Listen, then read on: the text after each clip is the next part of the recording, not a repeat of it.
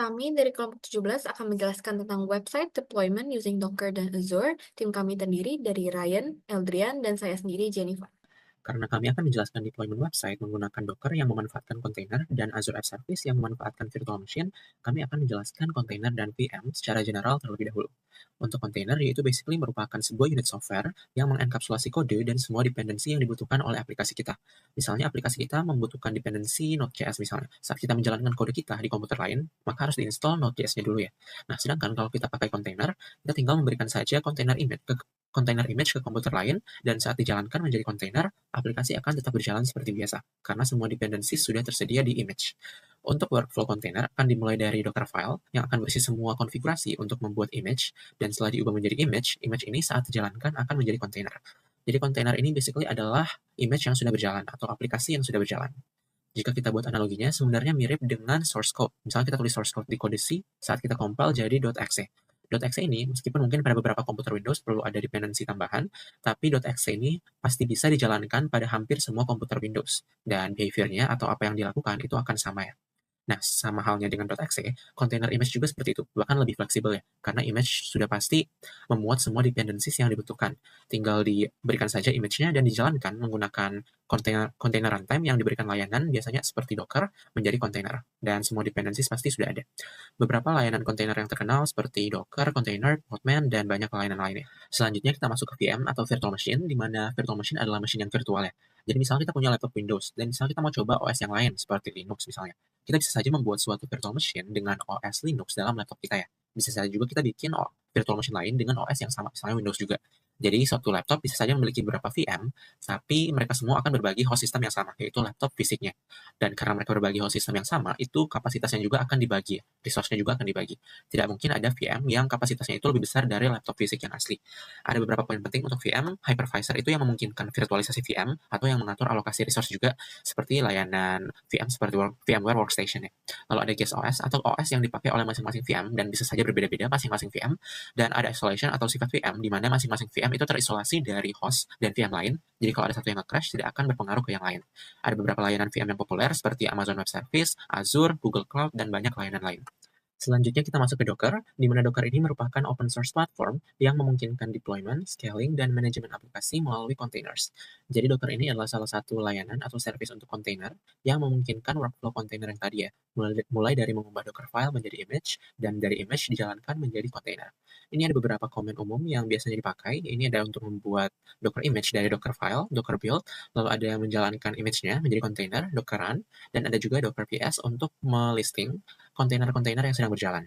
Nantinya pada tutorial juga akan ditunjukkan cara kami menggunakan Docker untuk membuat image-nya atau Docker image, dan kami simpan di Docker Hub agar bisa dipakai di Azure App Service nantinya. Selanjutnya yaitu Azure App Service, di mana Azure App Service ini merupakan platform yang disediakan oleh Microsoft Azure yang bisa digunakan untuk membangun, mendeploy, dan melakukan scaling untuk aplikasi web, API, dan backend untuk mobile.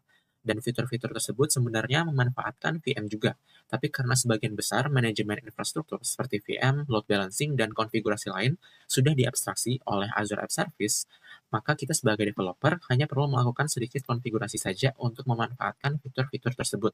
Kita tidak perlu melakukan konfigurasi sekompleks kita mau membuat VM dari awal. Dan untuk penggunaannya bersama Docker, itu kita tinggal membuat container image dulu atau Docker image menggunakan Docker-nya, dan image ini yang akan kita berikan ke Azure App Service-nya. Azure App Service akan menjalankan image itu menjadi container di dalam salah satu VM mereka, dan karena VM mereka sudah mempunyai public IP address, makanya aplikasi yang kita jalankan melalui container di Azure App Service itu bisa kita akses secara global. Untuk penggunaan Azure App Service bersama Docker untuk deployment website, tutorialnya akan dijelaskan pada bagian selanjutnya. Oke, selanjutnya kita akan masuk ke implementasi dari Docker-nya itu sendiri. Nah, jadi di sini saya akan melakukan containerization terhadap suatu aplikasi project Laravel yang bernama Trustware. Di mana untuk Trustware ini database-nya saya menggunakan sebuah cloud database yaitu Ivan. Nah, langkah pertama untuk kita melakukan containerization itu sendiri, pertama-tama kita download dulu yang namanya Docker. Jadi Docker ini sebenarnya dia itu adalah container manager. Jadi dia kayak sebuah platform agar kita dapat mengelola kontainer yang kita miliki. Nah, di sini kita bisa mengaksesnya di website www.docker.com dan kita juga bisa melakukan instalasinya sesuai dengan operating system kita. Nah, Di sini karena saya sudah melakukan instalasi, jadi saya tidak akan mengulang instalasinya. Namun sebenarnya ketika kita ketika kita menginstal si Docker Desktop ini, dia itu akan mempaketkan kita dengan dua tipe architecture. Yang pertama itu adalah yang client, dan yang kedua itu adalah server atau hostnya. Jadi sebenarnya ketika kita download Docker Desktop kan kita akan mendapatkan aplikasi ya yang namanya Docker Desktop ini. Nah, Docker Desktop ini yang disebut sebagai client, di mana kita bisa melakukan perintah-perintah dan nantinya si kliennya ini atau si Docker Desktop-nya ini itu dapat memberikan perintah-perintah yang kita berikan ke Docker hostnya dan nantinya dia itu perintah-perintahnya bakal dijalankan oleh Docker daemon-nya. Nah, untuk Docker hostnya itu sendiri dia juga menyimpan yang namanya local container sama local images. Jadi dia itu juga ada tempat penyimpanan kontainer dan image yang lokalnya atau di PC kita doang. Nah, selain itu dia juga ada yang namanya registry untuk Docker, di mana dia itu akan menampung image-image dan kontainer-kontainer dari orang-orang yang nge-publish gitu. Jadi image ataupun kontainer-kontainernya itu nantinya bisa digunakan oleh orang-orang lainnya, di mana ya image-nya itu bakal disimpannya nanti di cloud. Nah, untuk saat sekarang kita akan memulai dulu dari langkah paling dasarnya, yaitu untuk pembuatan kontainernya. Nah, jadi kontainer itu sebenarnya adalah image yang dijalankan. Jadi di dalam kontainer kita itu akan menjalankan sebuah image. Jadi sebenarnya langkah pertama dalam kita melakukan containerization sebuah aplikasi atau ya biar aplikasi kita itu dibungkus dengan dependensi-dependensi yang dibutuhkan untuk menjalankan aplikasi tersebut, kita itu harus membuat yang namanya image dulu. Nah, cara pembuatan image-nya itu adalah dengan kita menggunakan yang namanya Dockerfile. Jadi di sini kita bisa buka dulu aja buat project kita. Di sini buka project Classfire. Kemudian kita bisa di root directory-nya. Ini untuk memudahkan saja. Kita bikin sebuah file baru yang namanya Dockerfile. Nah, jadi di dalam Dockerfile ini itu berisi config-config dan dependensi-dependensi yang dibutuhkan untuk nantinya nge-setup environment yang bakal menjalani aplikasi kita. Nah, jadi di dalam Dockerfile ini macam-macam isinya ya. Dari yang paling atas, dia itu ngambil base image-nya atau image dasarnya untuk menjalankan aplikasi kita. Jadi karena di sini Trustsphere ini merupakan sebuah aplikasi Laravel, di mana ya sebenarnya Laravel itu akan terbuat dari PHP, karena Laravel itu merupakan framework PHP. Jadi base image-nya itu kita ambil dari PHP, version 8.2. Setelah kita melakukan instalasi PHP-nya ini, kita bakal nge-install juga dependensi-dependensi lainnya yang dibutuhkan, seperti ya Node.js ataupun ya NPM juga. Selain itu, dia juga bakal ngambil yang namanya Composer, atau ya ini hal paling utama lah dalam Laravel. Jadi kayak untuk menjalankan suatu aplikasi Laravel, tentunya kita memerlukan si komposernya ini. Nah, jadi Dockerfile ini itu adalah ya template yang bakal ketika kita jalankan bisa dibuat sebagai sebuah image. Nah, gimana cara kita menjalankan Dockerfile-nya ini? Caranya itu adalah kita menggunakan terminal. Nah, jadi sebenarnya ketika kita tadi menginstal Docker Desktop, dia itu akan mempaketkan kita dengan terminalnya juga. Jadi ketika kita mencoba untuk membuka terminal di VS Code dan kita coba ketik Docker, dia itu akan memunculkan list of commands-commands yang bisa kita lakukan dengan si Docker-nya ini sendiri. Nah, untuk kita membangun suatu image, kita itu dapat menggunakan command docker build, di mana kita juga bisa menambahkan parameter lainnya, yaitu misalnya seperti tag-nya, agar kita bisa memberikan nama untuk image kita. Kita bisa memberikan tag, misalnya saya berikan namanya Trustsphere.2.1.0. Jadi di sini saya juga akan memberikan version dari version dari project kita. Kemudian kita juga harus memberikan satu parameter lagi, yaitu lokasi dari directory yang akan kita containerization. Dimana harusnya sekarang kita bisa langsung titik aja, karena kita pengen ya di dalam Trustsphere ini yang bakal kita perform containerization-nya. Tinggal kita klik titik aja, harusnya dia akan langsung menjalankan untuk pembuatan image-nya. Setelah selesai, kita bisa lihat list of image yang kita punya. Cara itu tinggal menggunakan Docker Images. Nah, di dalam Docker Images ini, dia akan list of image yang kita punya. Jadi yang pernah kita pull ataupun yang pernah kita buat. Dan harusnya sekarang untuk yang Trustsphere itu udah muncul, yaitu di paling atas, di mana ya ini memunculkan ada ID-nya untuk membedakan suatu image dengan image yang lainnya. Kemudian juga ada created-nya. Namun di sini karena saya pernah melakukannya, dia jadi sudah ada di tempat penyimpanannya. Jadi created-nya bukan sekarang tapi 7 hours ago. Kemudian dia juga ada size-nya, yaitu size dari kontainer kita. Dari image kita. setelah kita mempunyai image-nya, seharusnya image itu juga dapat muncul di UI dari Docker desktop kita. Kita bisa masuk ke bagian tab yang images, dia akan muncul yang namanya Trustsphere yang barusan kita buat. Dan sebenarnya kalau kita double klik si Trustsphere-nya itu, kita bisa lihat juga sebenarnya di dalam si image-nya itu, dia itu tadi ngejalanin list of comment yang kita specify di dalam Docker file kita. Jadi sebenarnya 44 layers ini itu dia jalaninnya ya berdasarkan eh, isi dari Docker file kita.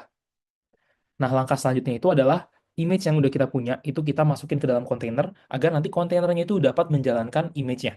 Nah, gimana caranya? Kita bisa menggunakan Docker run. Kemudian, setelah kita memberikan Docker run, kita juga dapat memberikan image yang kita punya. Jadi sebenarnya ada beberapa cara untuk menjalankan sebuah kontainer. Tapi di sini saya akan mencontohkan aja yang paling simpel, yaitu dengan Docker run. Di mana si Docker run ini, dia itu akan bikin kontainernya dari suatu image. Jadi dia akan bikin dan langsung menjalankan kontainernya dari suatu image. Jadi harusnya ketika kita melakukan Docker run, kemudian kita kasih nama image-nya tadi Trustsphere titik 21.0 dan kita enter, nah dia akan langsung jalan. Di sini kalau kita lihat dia langsung jalan. Dan kalau misalnya kita pengen ngecek gitu ya di dalam kita pengen ngecek list of container yang ada di dalam laptop kita bisa menggunakan komen docker container ls. Dia akan menunjukkan kayak image-image kontainer-kontainer apa aja yang sedang berjalan. Tapi kalau kita ingin melihat semua kontainer yang ada, itu kita bisa pakai docker container ls -a atau ya sebenarnya panjangan itu all. Nah, ini dia bakal nunjukin semua kontainer yang ada. Nah, sebenarnya di sini tuh informasinya udah cukup lengkap ya. Dia jadi ada nama image yang sedang ada di dalam kontainernya, kemudian ada komen-komennya, ada created-nya, statusnya, juga ada port-portnya, sama ada juga namanya. Tapi di sini seharusnya kalau kita lihat namanya itu randomize, sekarang kita menggunakan sintaks Dockeran, di mana dia langsung eh, ngebuat dan menjalankan sebuah kontainer gitu dari suatu image. Nah, tapi mungkin kita akan lebih fokus di bagian portnya. Jadi port itu kan tempat suatu aplikasi akan dijalankan. Nah, kalau di sini kita lihat, harusnya portnya itu dijalankan di port 80 sama 5173. Nah, seharusnya untuk 5173 itu adalah port dari node verified, di mana ya tadi emang kita menggunakan node modus juga kan untuk menjalankan Laravel-nya. Tapi sebenarnya untuk Laravel-nya itu sendiri itu dijalankan di port 80, yaitu port dari si Apache-nya. Nah, tapi kalau sekarang kita cek localhost 80 di aplikasi Chrome kita, dia nggak muncul apa-apa. Kenapa? Karena sebenarnya port yang dia tunjukin di sini itu adalah port dari kontainernya. Jadi sebenarnya dia itu dijalankan di port 80 dan 5173 di kontainernya. Di mana seperti yang kita tahu kalau kontainer itu tuh terisolasi eh, dari device kita. Jadi ketika kita mencoba mengaksesnya itu nggak bisa. Nah, terus gimana kalau kita pengen mengaksesnya? Cara kita bisa mengaksesnya itu adalah kita harus melakukan port forwarding. Nah, gimana cara melakukan port forwarding itu? Pertama-tama kita bisa tutup dulu aja connection yang tadi kita baru bikin. Bisa kita tutup dengan menggunakan Ctrl C. Kemudian kita bisa melakukan docker run lagi. Dan kita menggunakan satu parameter tambahan yaitu min-min publish. Nah, di dalam min-min publish-nya itu dia harusnya ada dua parameter. Yang pertama itu adalah port dari device kita yang pengen kita forward. Jadi ketika suatu port di dalam device kita itu dibuka atau di-hit gitu ya, dia bakal nge-forward koneksinya itu ke port yang ada di dalam kontainernya. Jadi jadi di sini saya akan menggunakan dockeran min publish. Misalnya saya ingin menjalankan di port 8000 dari laptop saya dan saya ingin nge-forward ke port 80 dari kontainer yang si Trustsphere 1.0. Jadi ini sebenarnya saya bikin sebuah kontainer baru lagi ya. Nah, harusnya kalau kita enter, dia aman-aman aja, dia bakal berjalan juga. Dan kalau misalnya kita cek di terminal kita, seharusnya sekarang portnya itu seperti ini, yang bagian yang saya bold. Jadi di sini harusnya bisa kita lihat bahwa ada tanda panah. Jadi kayak di sini untuk IP 0.0.0.0 dengan port 8000 dari laptop pribadi, itu akan di-forward ke eh, port 80 yang ada di dalam kontainer yang baru saja kita buat. Nah, jadi sekarang harusnya kalau kita mencoba mengakses localhost 8000, dan ini kita tunggu aja. Nah, dia akan memunculkan aplikasi kita yang dijalankan gitu. Jadi sebenarnya emang tujuan dari kontainer ini kan ya biar kita itu dapat menjalankan aplikasinya tanpa kita pusing-pusing dengan dependensi yang dibutuhkan untuk menjalankan aplikasi tersebut. Jadi dengan begini ya ketika nanti orang-orang pengen mengakses aplikasi kita, mereka bisa nge-pull aja image kita. Kemudian mereka jalanin seperti yang kita coba di implementasi ini. Langkah selanjutnya itu adalah deployment. Jadi sekarang kita bakal bikin aplikasi kita itu dapat diakses secara public. Nah, di sini untuk deployment-nya saya akan menggunakan Microsoft Azure, di mana dia menyediakan berbagai service seperti virtual machine, ataupun juga ada yang namanya app service. Dan di sini saya akan memilih app service karena app service ini yang paling sesuai dengan kebutuhan, di mana saya hanya ingin mendeploy suatu aplikasi tanpa memikirkan infrastruktur ataupun hal-hal lainnya. Jadi sebenarnya dalam app service ini sudah ada sebuah virtual machine yang akan menjalankan aplikasi yang diberikannya. Nah, di sini untuk membuatnya kita tinggal langsung klik create aja dan langsung bikin yang web app. Nah, jadi harusnya Microsoft Azure ini kita harus bikin account-nya dulu ya. Di sini saya sudah bikin account, jadi bisa langsung menggunakannya. Di sini untuk namanya, saya membuat nama itu Transphere. Dengan publish-nya itu bisa kita pilih mau dalam bentuk codingan atau container, karena kita tadi udah bikin container, jadi kita langsung pakai container aja. Dan untuk operating system-nya kita pakai Linux. Terus buat region-nya kita bisa ubah ke Southeast Asia aja. Dan buat pricing plan kita pakai yang free. Terus tinggal kita next. Nah, karena sekarang buat database-nya itu tadi kita pakai Ivan, jadi bisa kita skip buat bagian database-nya ini. Nah, ini yang buat bagian kontainer seperti yang telah dijelaskan di awal, image source-nya itu kita bakal pilih yang dari other container registries.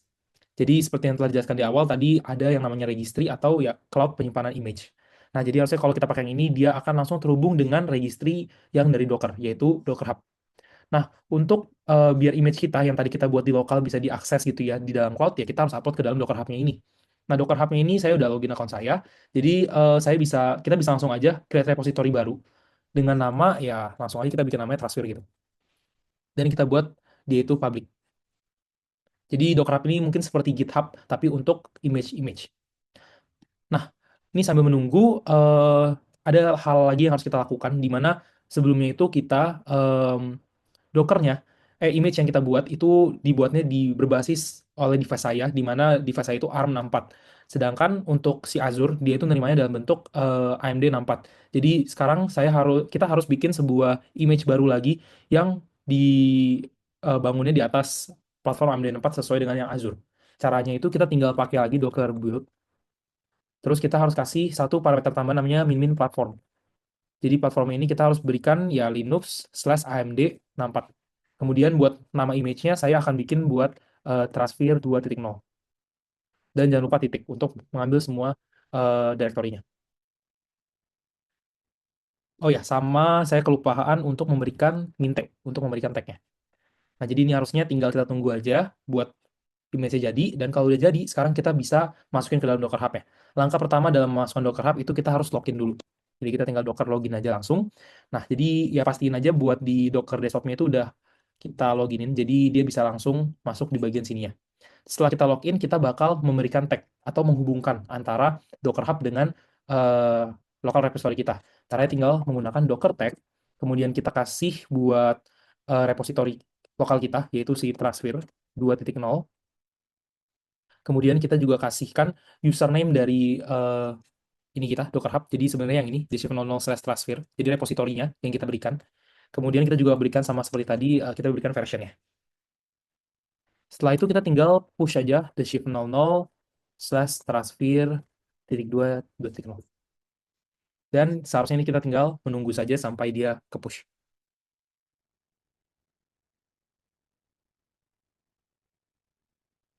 Setelah image ke push, kita bisa lanjut ke bagian Docker Hub-nya, dan ketika kita refresh di Docker Hub-nya, seharusnya sudah ada version baru yang masuk, yang baru saja kita push. Kemudian kita juga bisa masuk lagi ke dalam Azure kita, di mana kita bisa langsung memberikan image sama tag-nya. Jadi kita bisa berikan saja yang tadi, deshift00/transphere, sama tag-nya itu ya yang version 2.0 gitu. Jadi bisa langsung kita berikan seperti ini. Dan ini tinggal kita review plus create aja.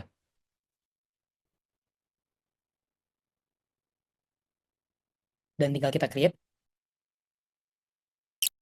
Nah, jadi kira-kira seperti inilah tampilan dashboard dari si app service-nya. Jadi dia memberikan banyak fitur-fitur yang bisa kita explore aja. Tapi yang paling penting itu adalah dia memberikan kita default domain. Jadi kita bisa, jadi sebenarnya dia itu kasih domain gratis, di mana ya domain ini nanti bisa diakses secara publik oleh orang-orang. Dan ini sini langsung saya buka aja. Nah, di sini harusnya website-nya udah langsung kebuka, di mana ya ini adalah website yang tadi kita containerization-in. Dan sekarang website itu udah ke deploy di domain yang diberikan oleh si Azure-nya. Nah, kira-kira sekian untuk implementasi dari Docker dan juga deployment dari kontainer untuk aplikasi Trustware ini. Sekian dari presentasi kami. Terima kasih.